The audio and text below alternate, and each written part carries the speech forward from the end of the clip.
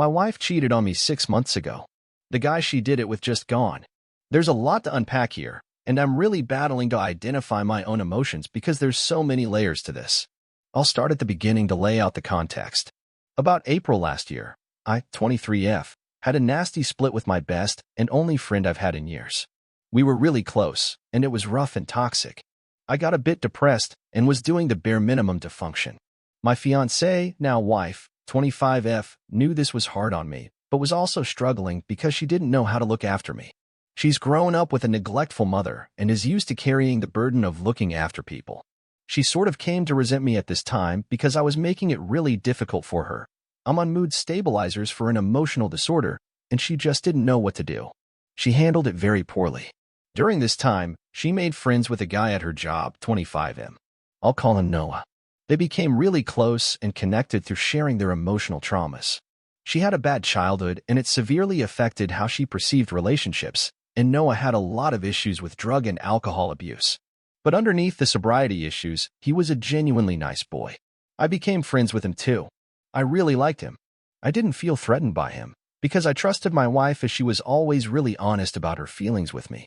They would spend almost every day together, sometimes at our house, sometimes at his, and would stay up until 4 in the morning just talking. Sometimes he slept in our bed with us. I came to see him as a brother figure. I liked him, but I also felt sorry for him because I knew he struggled with sobriety, missing his ex-wife. He was trying to get sober so he could see his 2 little kids. During May, my wife confessed that she was sexually attracted to Noah. I wasn't surprised. He was a conventionally attractive guy, and I found him attractive too. I wasn't threatened by this, since she'd told me, and we had a whole discussion about how it's okay to find other people, because that's human nature, and we were still loyal to each other. In June, my wife came clean to me and said she had been having an affair with him. This was during the whole month of May. She only told me because he felt guilty and threatened to do it first, and she panicked. Because she panicked, she would only tell me the truth in bits and pieces over the next few weeks, because she didn't want me to leave. Yes, she does have issues with compulsive lying.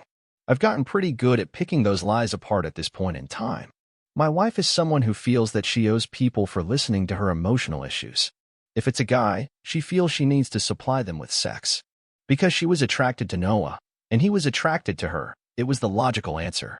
Obviously, it's thrilling to have sexual encounters with someone new, so she wasn't thinking about me or how that would affect me, until later. This isn't an excuse, just a reason. Initially, my brain was in denial. I went, all right. Okay. Moving on. We can get over this. We'll be okay. And tried to continue functioning.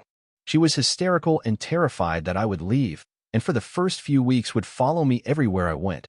Sometimes that I would get my stuff and leave while she was gone. Noah begged to see me. I was enraged, but granted him an audience so he could explain himself. He said there were no excuses and he was horribly guilty and sorry for betraying me like that. I punched him, several times. In the months afterward, as the processing began, I would ruminate and wish I had beaten the ever-loving out of him instead of letting him off that easily. He just stood there and took it, because he knew he deserved it, and honestly that made me feel worse. We went to couples therapy and began unpacking everything. We still go to this day. Over time, my brain began to process and I got angrier, felt sicker, and my self-esteem plummeted. I already had issues with being emotionally abandoned while already vulnerable, and now it had happened again in the worst possible way. And we were due to be married in October. I had horrible stress that I was making the wrong choice, even though she was truly, genuinely regretful, because it felt like our relationship had been tainted. But I didn't want to leave her. She was my best friend, and I didn't want to be without her. She didn't want to be without me, and was desperately willing to put in the work to fix things. Even after the wedding, the second something goes wrong or we have a fight, my brain instinctively panics and tells me I made it the wrong choice and that I'm stuck with her forever. I tried letting her continue a friendship with Noah, even though she didn't want it, but it only lasted a few weeks before I cracked. I tried because the friendship really had been good for her emotionally, because she had an outlet, because to talk about the horrible things in her life, because to someone like who would understand better than me. That was why I pushed for that. They were only allowed under my strict supervision, but because I still felt this awful anger and resentment whenever I saw him. Eventually, I told him to get lost, and he did. We got married. The reception was at the place where my wife and Noah both worked, as we got the room hire for free. After the wedding, we found out that Noah had been sending free food up to our wedding for us, despite neither of us talking to him for months. That was in October. Normally, I coast through life pretty fine, but occasionally the anger will bubble up fiercely and unexpectedly. It gets unpacked in therapy, but I still struggle. Noah died a week ago from an overdose. I found out by the Facebook post his ex-wife put up. I cried. I felt unsettled, in a sense, because he was so young, because I had unresolved issues with him, because we could have fixed things, though I know that is just hindsight and regret speaking. I know it wasn't a sensible idea. I felt so shocked and overwhelmed. I cried because he had been my friend, and despite everything, I could never truly hate him. Even if I told myself I did, even if the anger flared up something vicious, I still couldn't hate him. My wife and therapist both say it's because I'm a good person. I don't believe that. I think it's just the autism. I have to clarify, part of my overwhelmed feelings may be because my grandfather also just died, 8 days before Noah did. I had already been bottling up those feelings, focusing on looking after my mom and aunt and grandma, and being practical and helpful. I hadn't given myself time to mourn, because I was the one who needed to be doing things, so that the others could mourn. And then I found out about Noah, and it was just the icing on the cake. I feel like a bad luck omen of sorts, though I'm not sure how. 2 sudden, unexpected deaths in a row, 1 week apart.